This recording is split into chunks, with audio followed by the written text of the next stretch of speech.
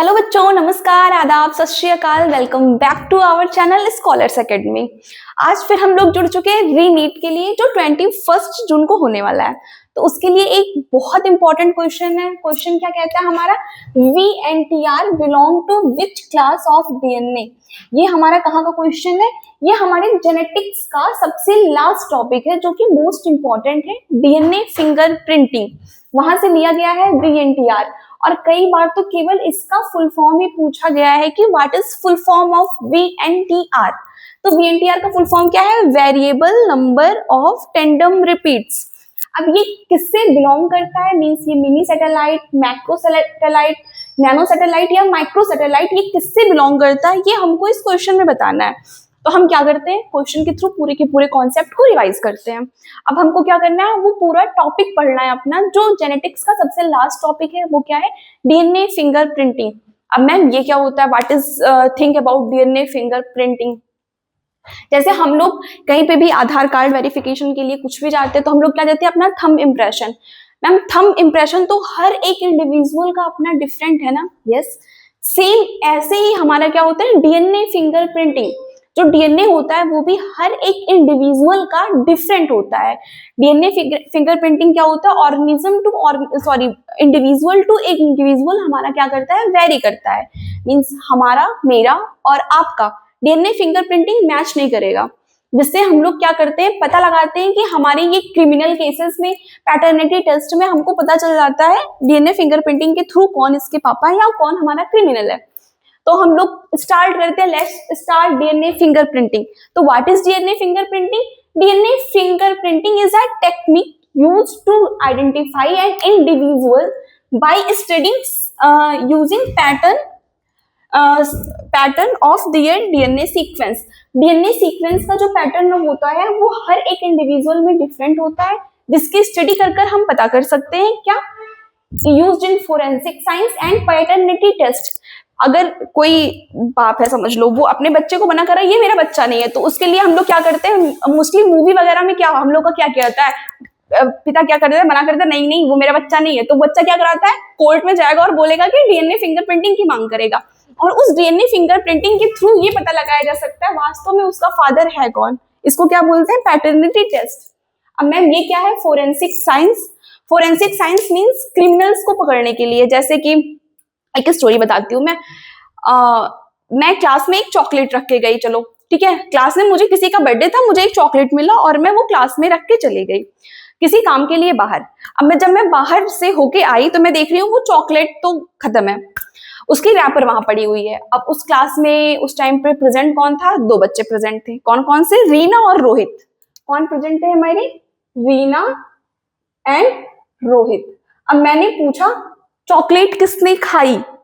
तो रीना ने क्या बोला? मैम मुझे तो नहीं पता। रोहित ने क्या बोला? मैम मुझे नहीं पता। दोनों एक दूसरे पे ब्लेम कर रहे हैं कि मैम इसने खाई, मैम इसने खाई। अब मैं क्या करूंगी? मैं जाऊंगी CID टीम के पास। अब CID टीम से क्या बोलूंगी? दया से बोलूंगी, दया कुछ तो गड़बड़ है, पता करो चॉकलेट खाई किसने। तो दया ने क्या बोला? मैम ये तो चलना पड़ेगा अब सारू के सर के पास। अब सारू के सर बताएंगे कि चॉकलेट किसने खाई, किस टेक्निक का यूज कर DNA फिंगर प्रिंटिंग का यूज कर। अब DNA फिंगर प्रिंटिंग कैसे हम सारूके के पास जाएंगे? क्योंकि दया सर ने बताया मैम रैपर में जो है ना वो थोड़ा सा सलाइवा का पार्टिकल रह गया है, अब उसमें सलाइवा लगा हुआ है, तो सलाइवा से हम लोग क्या, ये एक DNA फिंगर प्रिंटिंग के सैंपल की तरह यूज कर सकते हैं। और उस रैपर को जिसमें सलाइवा लगा हुआ है वो हम लेके जाएंगे डॉक्टर सारूके के पास। अब वो क्या करेगा वो हम लोग आगे पढ़ेंगे। इतना तो समझ में आ गया होगा ना what is DNA finger printing. तो DNA फिंगर प्रिंटिंग एक टेक्निक है जिससे हम लोग DNA के सीक्वेंस को आइडेंटिफाई कर हम किसी इंडिविजुअल की पहचान करते हैं। इसका यूज हम करते हैं फोरेंसिक साइंस और पैटर्निटी टेस्ट में, ठीक है। अब हमारा जो ह्यूमन जीनोम है, हमने पढ़ा इसके जस्ट पहले का टॉपिक है ह्यूमन जीनोम प्रोजेक्ट, जो एक मेगा प्रोजेक्ट है। तो वो हमारा स्टार्ट हुआ था कब? 2023 में और खत्म कब हुआ था? 2013 में। और जो हमारा फर्स्ट क्रोमोसोम है उसकी सीक्वेंसिंग कब हुई थी? 2016 में, ठीक है। तो ये बहुत मेगा प्रोजेक्ट है। तो उसमें हमारा ह्यूमन जीनोम प्रोजेक्ट में ये बताया गया था कि हमारे जीनोम में 3.3 इंटू 10⁹ बेस पेयर है, मीन्स 300 मिलियन सॉरी बिलियन में ये जाएगा, 3.3 बिलियन 10⁹ बिलियन बेस पेयर हमारे ह्यूमन जीनोम में है।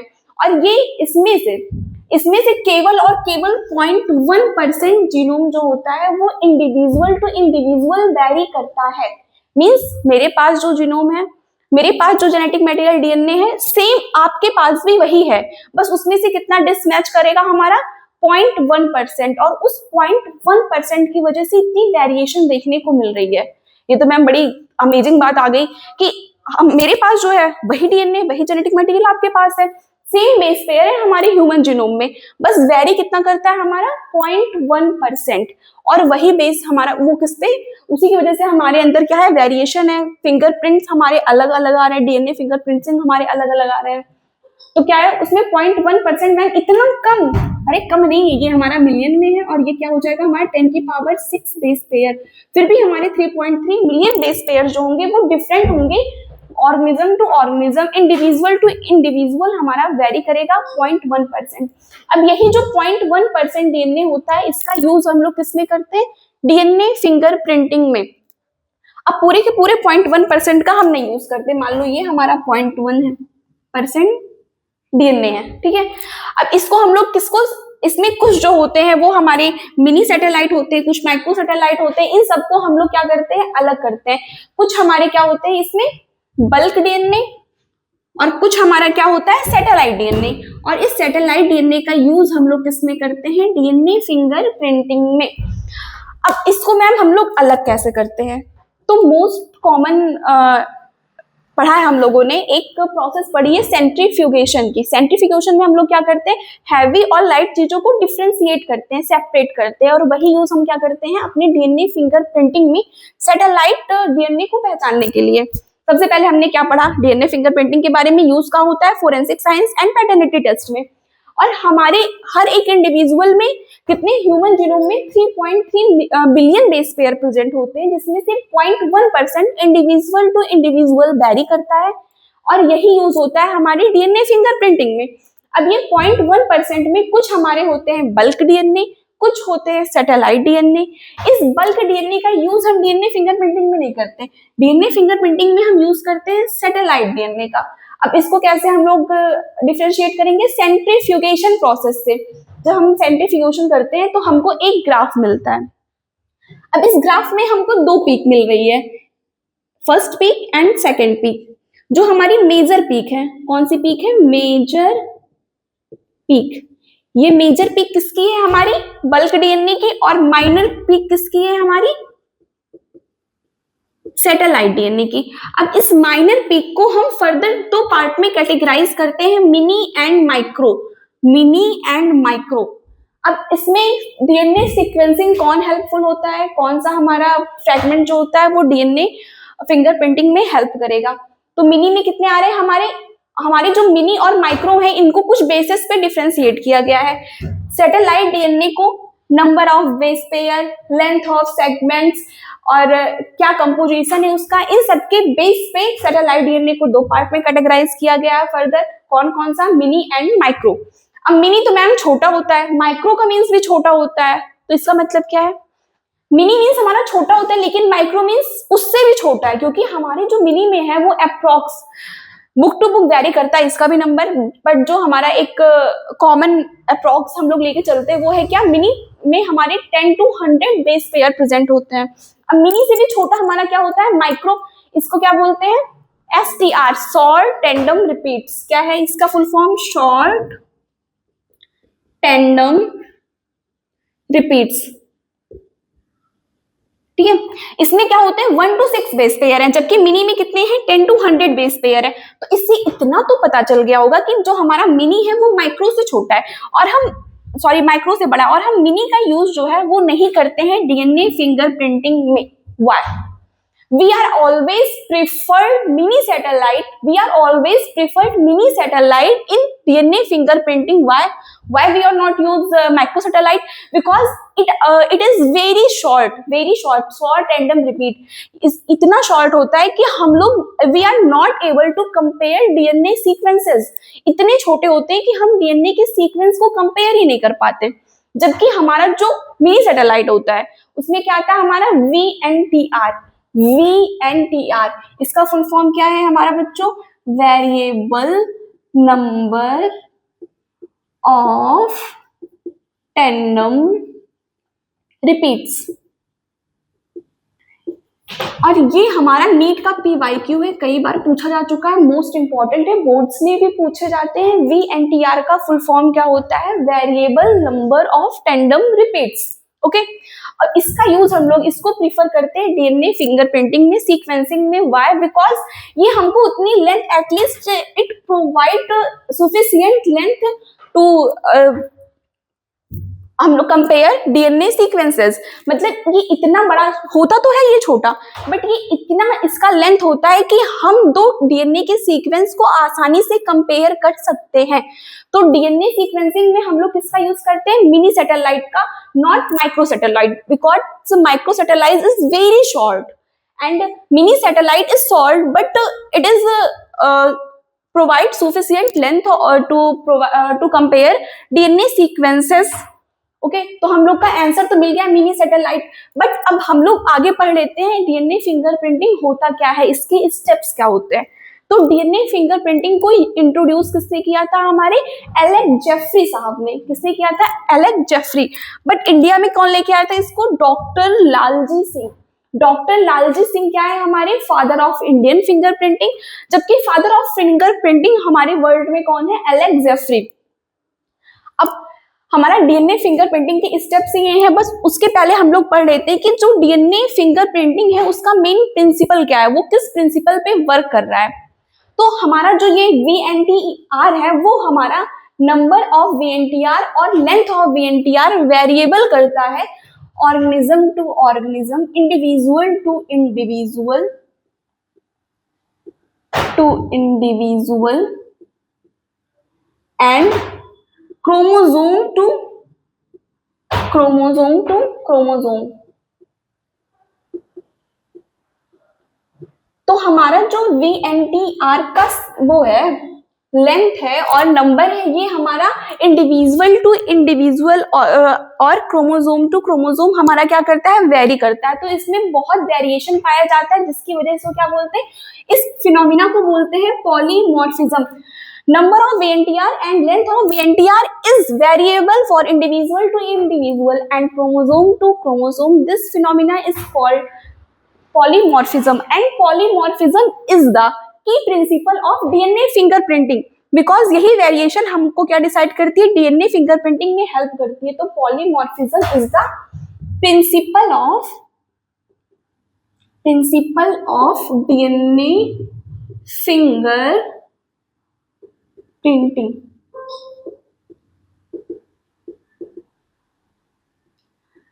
यही जो हमारा वेरिएशन होता है वो क्या होता है? सिद्धांत होता है। मेन सिद्धांत हमारा किसका होता है? DNA फिंगरप्रिंटिंग का। अब स्टेप ऑफ DNA फिंगरप्रिंटिंग, अब जब हम लोग वो रैपर लेके गए थे किसके पास? डॉक्टर सारूकी के पास, दया के साथ गए थे। अब डॉक्टर सारूकी क्या करेगा? उसमें जो सलाइवा की सेल्स है, क्योंकि और वो सलाइवा क्या है? हमारा DNA फिंगरप्रिंटिंग के लिए एक सैंपल है। अब मैम ये सैंपल क्या हो सकता है?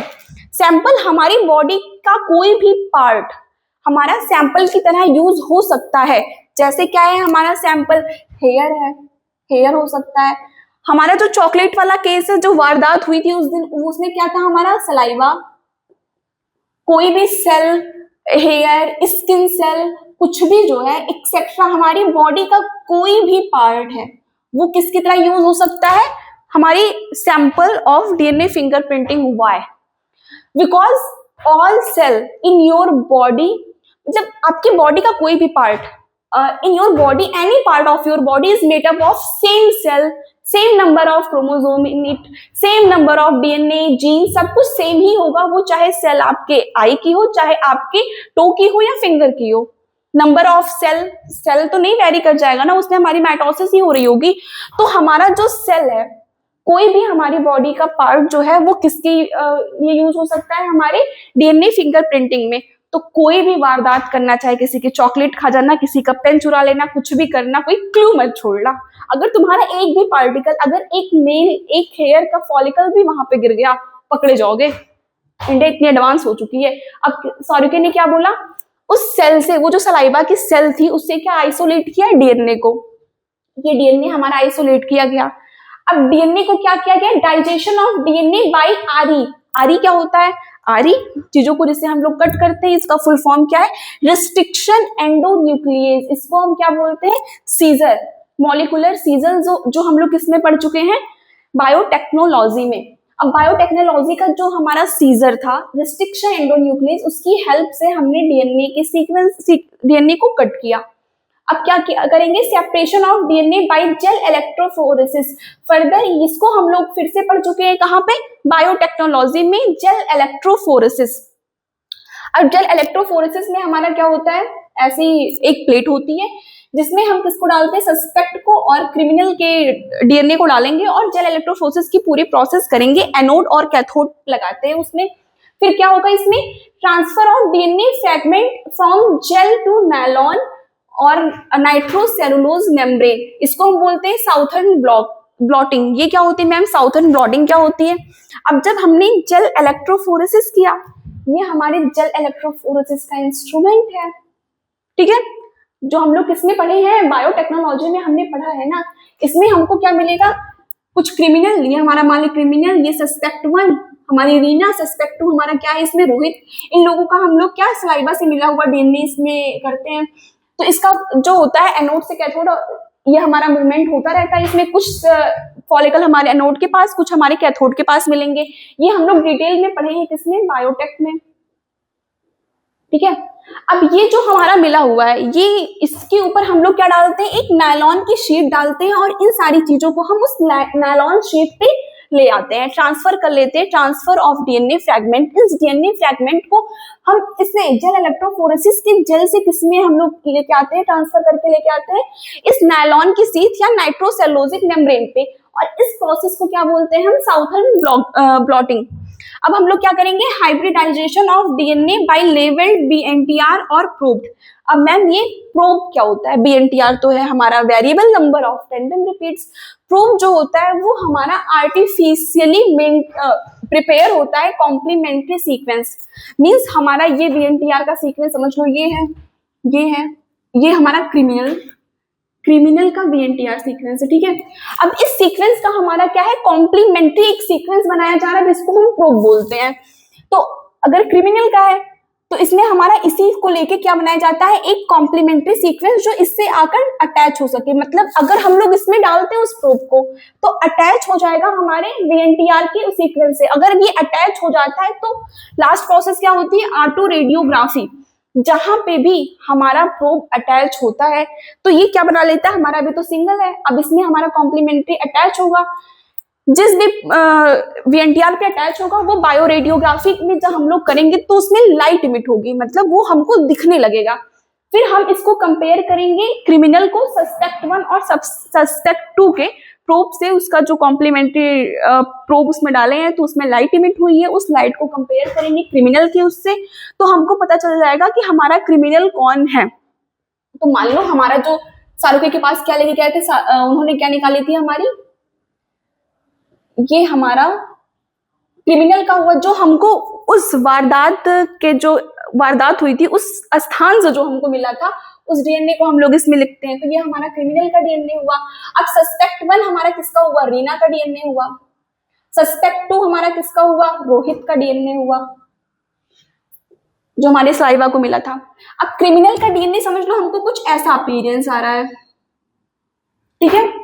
अब रीना का अपीयरेंस, जब हम लोग रीना वाले को हम लोग आइसोलेट कर रहे हैं, कट कर रहे हैं, फिर इसको जेल इलेक्ट्रोफोरेसिस कर रहे हैं, कुछ चीजें हमारी एनोड कैथोड अपना सेपरेट हो गई है, उसको हम लोग किस पे ट्रांसफर कर रहे हैं, उस पे जेल से हम लोग लाइनॉल शीट पे हम लोग उसको ट्रांसफर किए, और उस ट्रांसफर करने के बाद हम लोग उसका हाइब्रिडाइजेशन कर रहे हैं किससे, लेबल्ड बीएनटीआर प्रोब से। प्रोब कुछ जगह पे जाके जुड़ जाएंगे जिसका कॉम्प्लीमेंट्री होगा। तो इसमें अभी तक हमारा कट हुआ है, समझ लो ये ऐसे आया है, ओके। अब अभी तक हमको कुछ दिख नहीं रहा है, ये तो हमको दिख रहा है ना, बट साइंटिस्ट को लैब में इस प्रोसेस तक कुछ नहीं दिखता है। अब बीएनटीआर जब आकर इससे अटैच्ड होते हैं, अगर बीएनटीआर देखो सस्पेक्ट का ये है, तो ये बीएनटीआर ये हमारा देखो सेम कुछ आ रहा है, तो सस्पेक्ट पे आके हमारा दूसरा वाला कॉम्प्लीमेंट्री जो इसका डीएनए है वो आके अटैच हो जाएगा। अब जैसे ही इसमें अटैच होता है तो हम लोग क्या करते हैं, ऑटो रेडियोग्राफी, और ऑटो रेडियोग्राफी की हेल्प से हमको ये जहां जहां हमारा VNTR सीक्वेंस ऐड हुआ है, जहां पे प्रोब जुड़े हैं, वो क्या होते हैं, हमारे लाइट इमिट करते हैं और वो हमको दिखाई देता है। अब ये बताओ हम लोग इसमें कैसे पता कर सकते हैं कि तुमको क्या लग रहा है, हमारा सस्पेक्ट 1 जो है उसने चॉकलेट खाई थी या सस्पेक्ट 2 ने चॉकलेट खाई थी? तो ये क्रिमिनल का देखो हमारा DNA हुआ। अब इसके सीक्वेंस में कौन सा आ रहा है, हमारा जो सस्पेक्ट 1 है, क्या इसके रो में आ रहा है? ये देखो, ये आएगा। सस्पेक्ट 1 का हमारा DNA इधर आ रहा है। सस्पेक्ट 2 का देखो, सस्पेक्ट 2 का जो DNA है, जो इसके प्रोब कॉम्प्लीमेंट्री प्रोब इसमें आके जुड़े हुए हैं, वो किससे हमारे मैच कर रहे हैं, क्रिमिनल के केस से। तो हमारा इसमें क्रिमिनल कौन होगा, क्योंकि हमारा जो सेम ही तो रहेगा ना जो हमारे सलाइवा का है। अगर हम इसके स्किन सेल से DNA निकाल रहे हैं तो उसमें भी तो हमारा सेम ही चीजें आएंगी ना। तो क्रिमिनल का किससे मैच कर रहा है, हमारा सस्पेक्ट 2 से मैच कर रहा है। तो हमारी चॉकलेट किसने खाई थी, रोहित ने खाई थी। तो अब पता चला कि मेरी चॉकलेट किसने खाई थी, रोहित ने खाई थी। तो मैम हमने DNA फिंगरप्रिंटिंग में क्या पढ़ा, जैसे हमारा थंब इम्प्रेशन होता है इंडिविजुअल टू इंडिविजुअल वेरी करता है, वैसे हमारा DNA फिंगरप्रिंट, हमारा जो DNA का सीक्वेंस है वो भी पर्सन टू पर्सन वेरी करता है। बट 99.9% बेस पेयर जो होते हैं वो इक्वल होते हैं, और जो आप में है वो हमारे में भी है। ये क्या है, हमारे ह्यूमन जीनोम प्रोजेक्ट ने हमको बताया था, जो कि एक मेगा प्रोजेक्ट है। DNA fingerprinting is the technique used to identify an individual by studying unique pattern of their DNA। इसका यूज करेंगे forensic side and paternity test में। ह्यूमन जीनोम देखो हमारा जो होता है वो ऑलमोस्ट सेम ही होता है, बट 0.1% डिफरेंट होता है, और इसके बेस पे हम DNA सीक्वेंसिंग करते हैं। और इस में जो 0.1% होता है, इसमें भी कुछ पार्ट ऐसे होते हैं जिसका यूज हम लोग DNA सीक्वेंसिंग में नहीं कर सकते हैं। तो इसमें हम लोग क्या करते हैं, बल्क सेंट्रीफ्यूगेशन की हेल्प से हम लोग बल्क DNA और सैटेलाइट DNA को अलग करते हैं। जब हम इसको ग्राफ पे लेके आते हैं तो हमको 2 पीक मिलती है, एक मेजर और एक माइनर। जो हमारी मेजर पीक होती है वो बल्क जीन की होती है, जबकि हमारी जो माइनर पीक होती है वो हमारी सैटेलाइट जीन की होती है। अभी सैटेलाइट DNA को further on the basis of number of base pair, composition, length of base pair, इनके बेस पे फर्दर 2 पार्ट में कैटेगराइज करते हैं, मिनी एंड माइक्रो। मिनी जो होते हैं उसमें 10 to 100 बेस पेयर होते हैं, बट माइक्रो जो होते हैं वो मिनी से भी छोटे होते हैं। माइक्रो में जो होते हैं वो 1 to 6 बेस पेयर्स होते हैं। इसको बोलते हैं शॉर्ट टैंडम रिपीट्स, एंड इसको हम लोग प्रिफर नहीं करते DNA फिंगरप्रिंटिंग में, because it is too short to compare DNA sequences. Mini satellite का यूज हम लोग करते हैं प्रिफर्ड DNA सीक्वेंसिंग, बिकॉज ये हमारा इतना तो बड़ा होता है, छोटा तो ये भी होता है बट इतना बड़ा होता है कि हम लोग दूसरे DNA के सीक्वेंस से कंपेयर कर सकते हैं। इसको क्या बोलते हैं, VNTR, variable number of tandem repeats. कई बार नेट में पूछे जा चुके हैं ये, इसका full form variable number of tandem repeats. अब हमारा जो ये 0.1% है, सॉरी, ये जो हमारे VNTR होते हैं वो हमारे person to person and chromosome to chromosome vary करते हैं, जिसको हम लोग क्या बोलते हैं, पॉलीमॉर्फिज्म। और यही हमारा प्रिंसिपल होता है DNA फिंगरप्रिंटिंग का। अब इसमें हमने स्टेप्स देखे हैं जो डॉक्टर सारूके ने किए थे। क्या किए थे, पहले आइसोलेट किया था DNA को, फिर डाइजेस्ट किया था रिस्ट्रिक्शन एंडोन्यूक्लियस के थ्रू, फिर इसको जेल इलेक्ट्रोफोरेसिस के थ्रू सेपरेट किया था। और इसमें क्या, जो जेल इलेक्ट्रोफोरेसिस में हमको मिला उसको हमने नायलॉन शीट पे ट्रांसफर किया। उसके बाद इसका हाइब्रिडाइजेशन किया with the help of probe, and हमको ऑटो रेडियोग्राफी की हेल्प से पता चल गया कि हमारा जो सस्पेक्ट 1 या सस्पेक्ट 2 कौन सा हमारा क्रिमिनल है, जिससे हमारी क्रिमिनल का DNA जो है जिससे मैच करेगा, चाहे वो सस्पेक्ट 1 होगा या सस्पेक्ट 2 होगा, जिससे मैच करेगा वही हमारा क्या होगा, क्रिमिनल। वीडियो थोड़ी सी लंबी बन गई है, बट ये वेरी इंपॉर्टेंट टॉपिक है हमारे नीट के पर्पज से, क्योंकि अभी जो हमारा नीट हुआ था उसमें जेनेटिक्स से बहुत कम क्वेश्चन उठाए गए थे। तो ये प्रोबेबिलिटी है कि शायद नीट, आपकी नीट में जेनेटिक्स के क्वेश्चंस उठाए जाएं। ठीक है, तो लास्ट में मैं बस इतना कहना चाहूंगी कि अभी आप लोगों का बहुत क्रूशियल फेज चल रहा है, उसको बहुत अच्छे तरीके से यूटिलाइज करो। और क्या है, आप लोगों के लिए एक पोयम है, क्या है